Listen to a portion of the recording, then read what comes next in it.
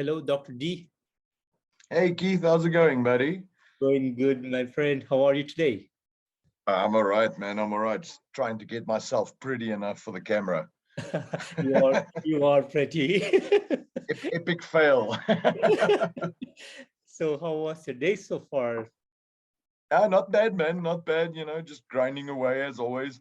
Day job. Sounds good. Sounds good, Dr. D. And But we're doing all right.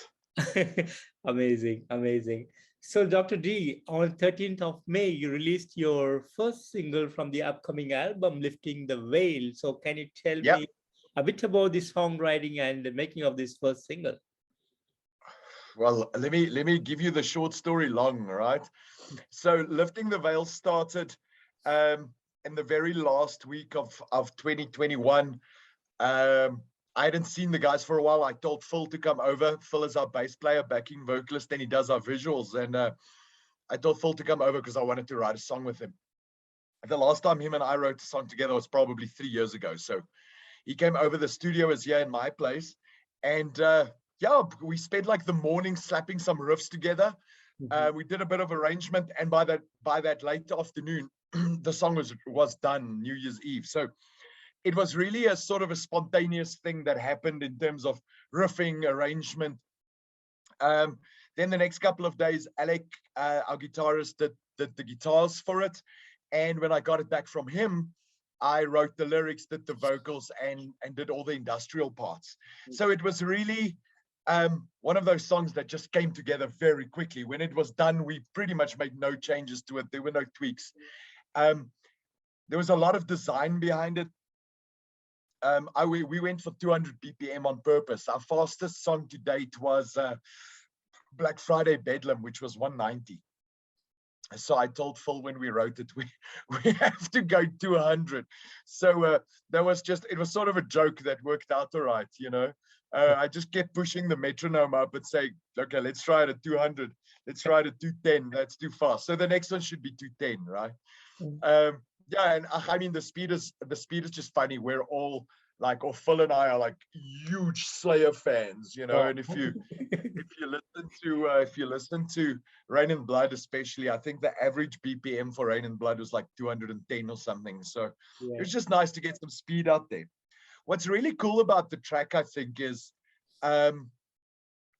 two things. It brings you a sound that so it's clearly us if you know us, because it sounds like us. It's all the familiar elements, heavy riffs, heavy drums, and a lot of industrial, but it's faster, it's angrier, it's nastier, and I think it's better made. I think the song is a bit more mature. I think it was put together a little bit better, and I just think overall in terms of production and songwriting, the band keeps maturing. So every new thing we put out there is either completely different and crazy, like when we did our 2 covers last year, or just like taking Chaos Doctrine to the next little step. But let me stop talking for a second because my cigarette died. Wonderful. Yeah. Wonderful, Dr. D. And I know the album is to be out late this year, but there is not much of a details that has been put out about the album or the name of the album. So how is the work coming up? So the plan is the end of this year. I was telling somebody yesterday, we hope for the end of this year, but we as a band are extremely obsessive compulsive. We're extremely anal, and we're perfectionists. So I won't be surprised if it pushes into early next year, just because, not because we changed the songs. The songs are written and they're done. And I'm very happy with the songs. There's 9 brand new songs that will be on the album. And then there's also a brand new alternative version of one of our older songs, The Right, which I want to put on this album, which is really cool and very different. So the songs are done, they're written.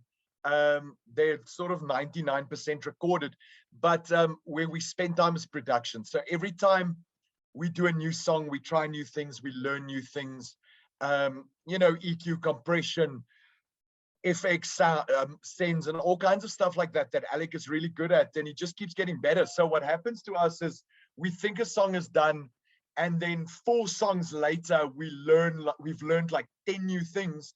So we go back, and we re-EQ the guitar, and then once you've re-EQ'd the guitar, the vocals are too loud, so you have to bring the vocals down. And like, it's a constant process of improvement until eventually we just go, fuck it, it's done, let's just put it out there. So I'm hoping for the end of the year. Title we're playing with, I'm pretty sure I know what I'm going to call it, but we're still playing with the idea a little bit. Our last album title was really long and mysterious, so the next one I want to keep short and punchy. Amazing, sounds good. And initially the plan was to put up 2 EPs this year, but finally everything changed completely and you wanted to put the full-length album this year. So how did these ideas come to you and what made you to make this change? I love doing alternative versions of songs. The idea first came to me when I was a kid. Rob Zombie put out remix albums. Al Jurgensen Ministry put out remix albums. Nine Inch Nails puts out remix albums. So I was like, oh, you know what, be cool. And on our first EP, there's 4 alt versions of our songs. We took the genocide number and put it into Afrikaans, which is one of South Africa's languages, obviously. That was a lot of fun. And that started as a joke. We did a non-industrial version of Incubator, which is the most industrial track on our first album. What else is on there? There's a demo version of Cult, and there was, what else was on there? Wow, there was like a techno remix of FTG. So it started there, and we never really stopped doing that. So a couple of years ago, we brought out a Russian version of Father Grigory. Mm-hmm. We did Black Friday Bedlam with oh my God, can you believe it? It's been a really long day. Jürgen Sandstrom. So obviously there's a version without him. We did Blood Serpent God with Anna Hell from Russia. So obviously there's a version without her. I've done a techno remix of Blood Serpent God already. So where I'm going with this exceptionally long story is we love doing alternate versions. So while we were doing the previous album, I was sneaking in like alternate versions of tracks. We have a whole list of demos and all kinds of shit. And I was like, hey guys, let's bring out another EP, but I've got enough material for 2. So I didn't want to do 2. I wanted to do 1 double. Because I love doing stupid things like bringing out double albums. Nobody buys CDs anymore, but I keep manufacturing them anyway because I like having them on my shelf. But sort of towards the end of last year, and when we finished Lifting the Veil, I said to the guys, dudes, we've got 9 fucking brand new songs done. Let's finish this. We can do the EP later. The world can wait for alternative versions. We also have a new drummer, Jason. And if you know the history of the band, we've been through like thousands of drummers, almost, it feels like. And Jason is like really intense. He's a really excellent extreme metal drummer. So he's bringing a whole new side to the band. So we almost want to, sort of get through those songs that we wrote without him so we can get to new stuff. Right, brand new stuff with him, like album 4. So yeah, there's a bit of urgency for me to get album 3 done, so that it doesn't hold us back from creating brand new music with our new drummer. Amazing. And before the release of the album, do you plan to make any official videos from this particular album? We're pondering it at the moment. Yeah, we haven't done we've only done the 1 proper official video, which was Father Grigory. And that was made by a friend of mine who actually makes movies. His name is Pierce Smith. He's local, but he's won international awards. And like one night when him and I were drunk, I was like, dude, you have to make a metal video. And he's like, it sounds like a fucking great idea. So that joke actually turned into Father Grigory's video. And that video came out so cool. So I'm toying with the idea of doing a super weird video for the right. Either our original version or the new version, because yeah, I've got some artistic ideas. The thing is always just time and money. It costs a lot of money to make a video. Not Father Grigory, that was free because my friend said it would be, and I reminded him of that. And but yeah, it's always just time and money. We all have day jobs, so getting together to shoot a video, you have to like really plan it, nail it out quickly, and hopefully keep the costs down. Otherwise you're taking whiskey money away. Yeah, absolutely, Dr. D. And last year you made a cover of one of my favorite songs by Midnight Oil, Birds Are Burning. So how this idea came to you and what made you to choose this particular song? Keith, you don't even look old enough to know Beds Are Burning, man. Beds Are Burning was like the shit when I was like 8. And you know what's really, really cool about Beds Are Burning, just like I digress. If you know South Africa's political history, the album Diesel and Dust was actually banned in South Africa. I think there was a note at the bottom of the record on the back that says all proceeds go to anti-apartheid or something like that. And obviously, as a result, the album got banned. Now, as soon as you ban something in a country, obviously every kid wants to listen to only that. So I remember hearing it at parties, and my late brother played it for me. And so I have a lot of like sort of childhood memories of that song. And after we did the Depeche Mode cover, Enjoy the Silence, Yeah. we were like, let's do another one. Let's have some fun. You know, we were sort of writing, sort of mastering, sort of recording all at the same time.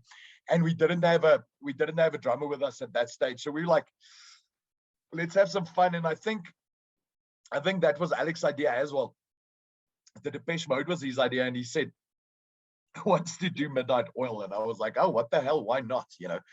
So what we tried to do is to not just make it sound like Depeche Mode, because that could have happened very quickly when you're in a specific creative space and you stay there, things start sounding the same. So we tried to make it different without it sounding like a prototypical Chaos Doctrine thing. If it was a prototypical Chaos Doctrine thing, it would have sounded more like our cover of Refuse Resist, which is just balls to the wall, growl death metal, angry. So we tried to keep a bit of integrity of the original track, the tempo, you know, clean vocals, and but still sort of just heavy it up and do a little tribute for something from our youth, you know. Yeah, absolutely amazing work on that one. So how has the musical journey been for you with Chaos Doctrine so far? The musical journey with Chaos Doctrine, I think, there's so many ways to answer that, and it can be such a long answer. When we started this band, and I say we, it was really me and our previous guitarist Raymond back in like I think it was 2011. We were in a band together, me and Ray, and Phil, who's still in the band. He's our bass player. Well, I mentioned him earlier. And what I wanted to do was like a sort of a Rob Zombie kind of thing, you know, sort of quite metally and with a lot of electronic sort of influence. That was the original intent, but it very quickly metamorphosized into something much heavier. So I'm not saying we're the heaviest band in the world, but I think we're a lot heavier than Rob Zombie. And I love Rob Zombie, don't get me wrong. I love White Zombie, I love Rob Zombie, but I think we really took a lot in early on from thrash bands like Slayer and Testament. And over time, when Alec joined in 2013, he really brought another angle to the band. Alec also digs thrash, but he's into a lot more technical metal. He loves the Swedish stuff.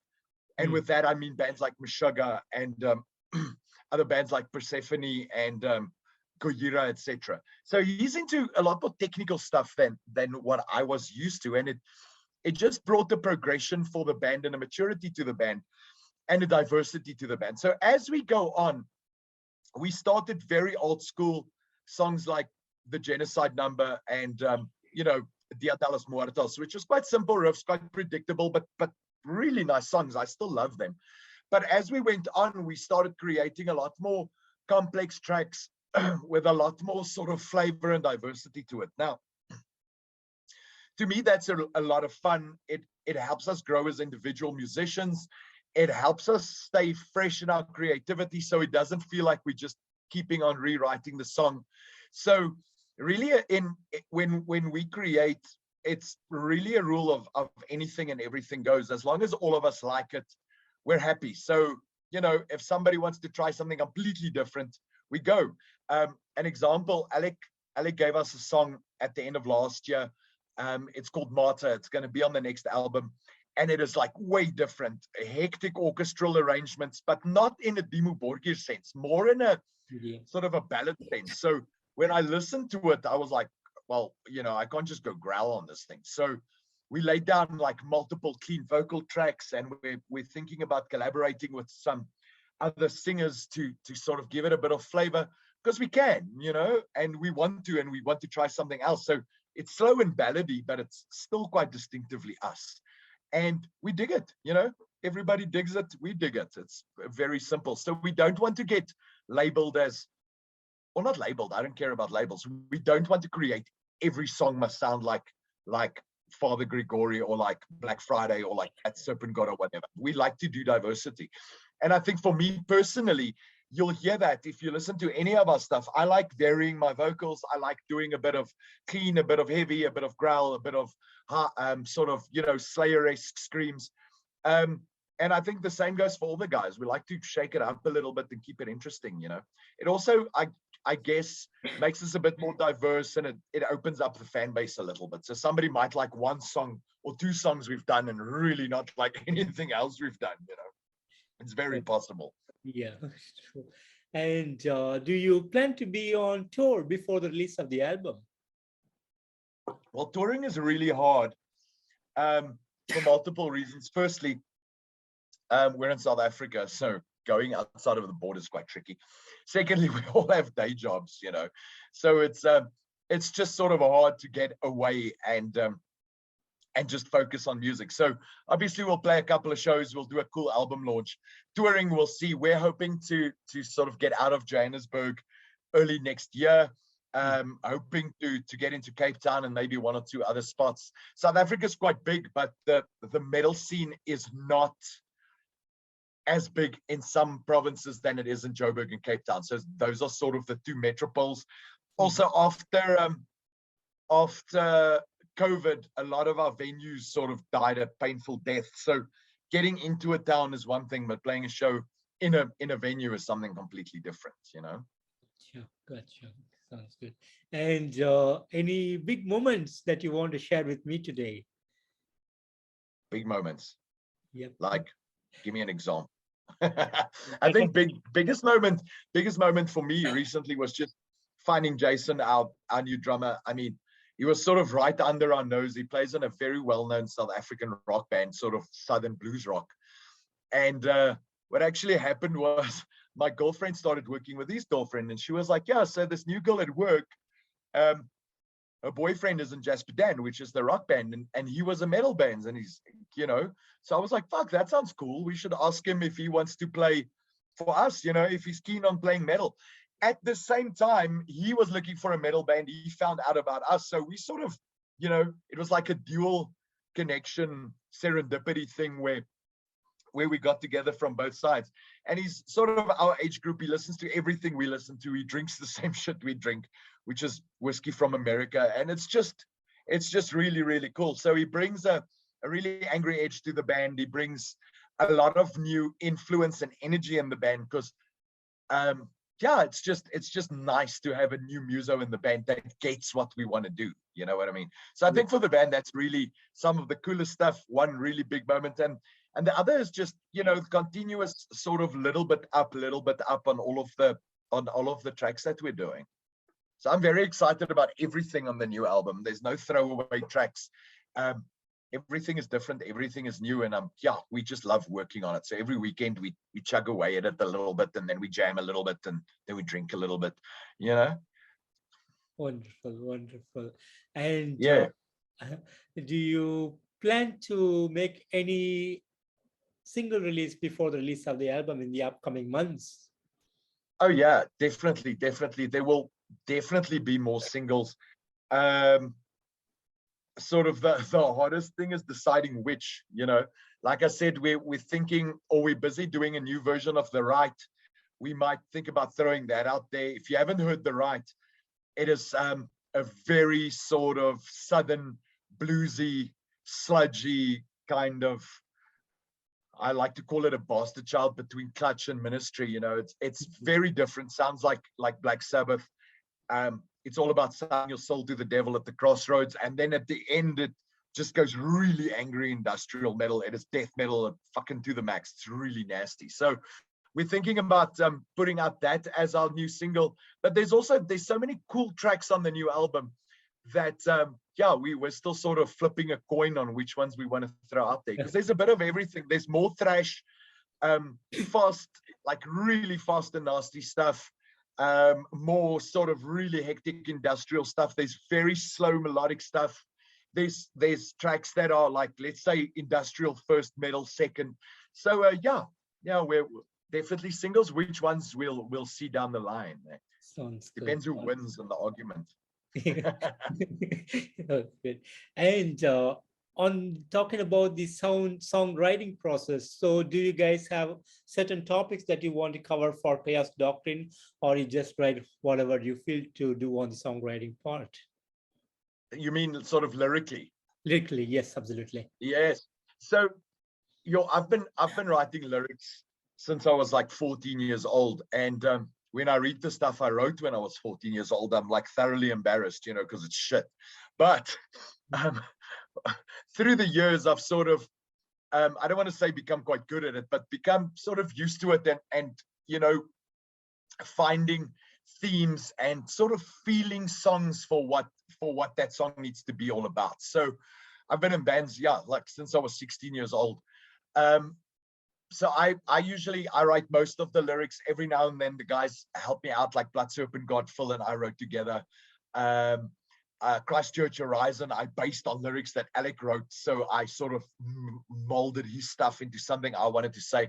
Lifting the Veil, Phil also gave me a bunch of stuff he wrote, and I put it in. I think there's 2 parts to it, or 3 parts to it. First, I've got a long list. Whenever I think of something sort of metal, I write it on a list, and it's on my phone, and it's always with me. So lyric ideas, concepts, and all of those sort of, let's say, fall within the boundaries of old school heavy metal.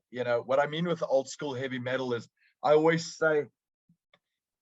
remind people, Ozzy Osbourne said in an interview once, they were in Black Sabbath, they couldn't write songs about putting fucking flowers in your hair, going to San Francisco. So I always use that as sort of a joke.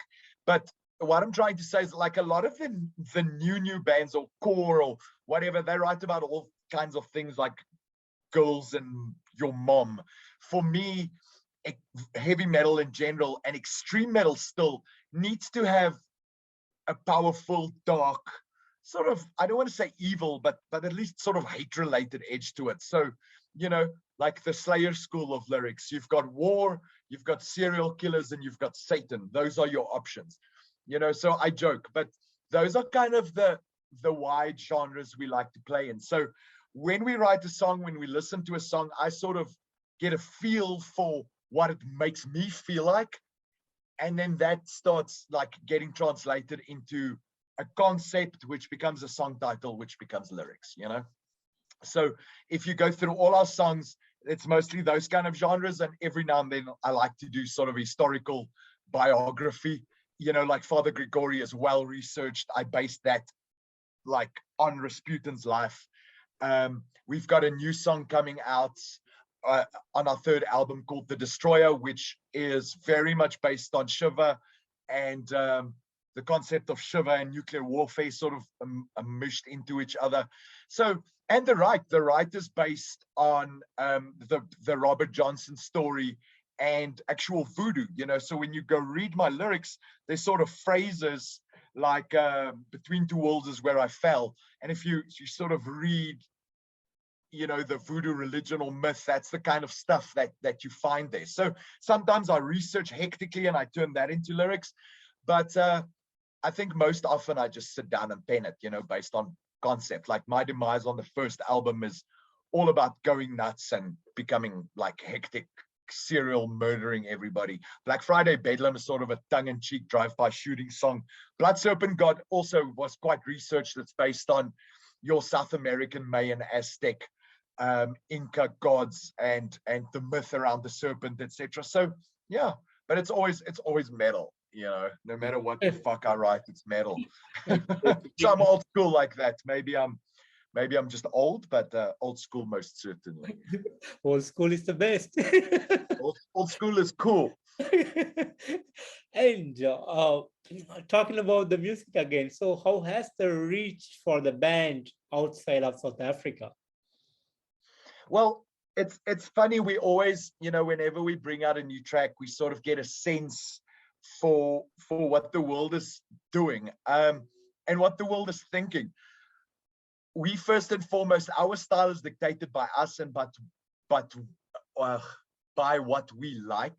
But at the same time, you don't want to be completely out of touch with the world and just put out stuff that nobody likes. What's quite interesting is most of our fan base and most of the best response we get is usually from South America. So something happens, and I mean across, not just Brazil or not just Argentina, like across the continent, it seems there's something there of the people that like us. Maybe it's just Blood Serpent Garden because we wrote that song. I joke because, you know, it was way before that.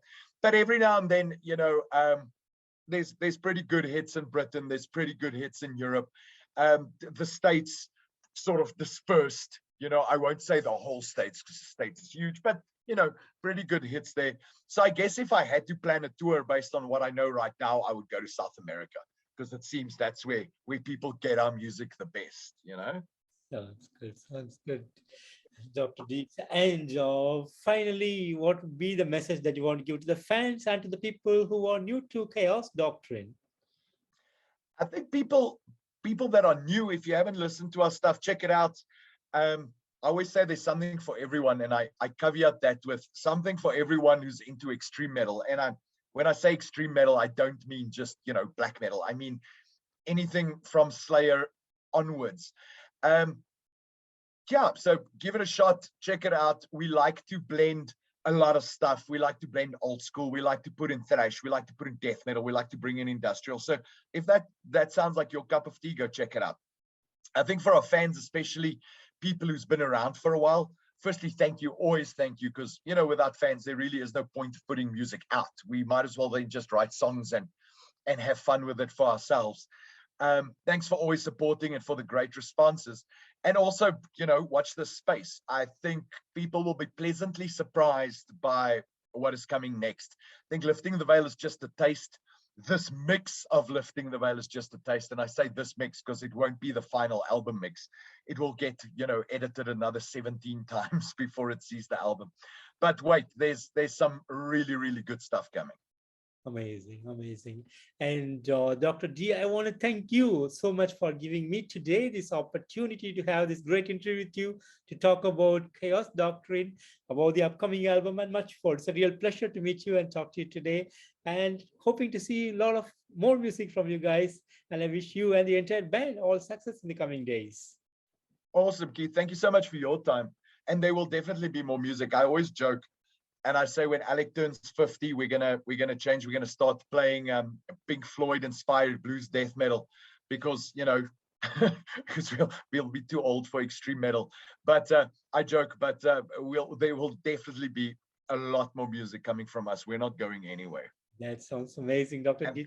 Thanks so much for the support, buddy. Thank you, my friend. My pleasure. And thank you so much for the amazing music that you guys been giving us to the metal fraternity around the world. It's a real pleasure to listen to you guys. Thanks again. Thanks, man. Tell everybody. Yep, absolutely. Take care of yourself and have a great evening. Well, bud. Bye-bye. Take care, man. Cheers. Bye. Cheers. Bye.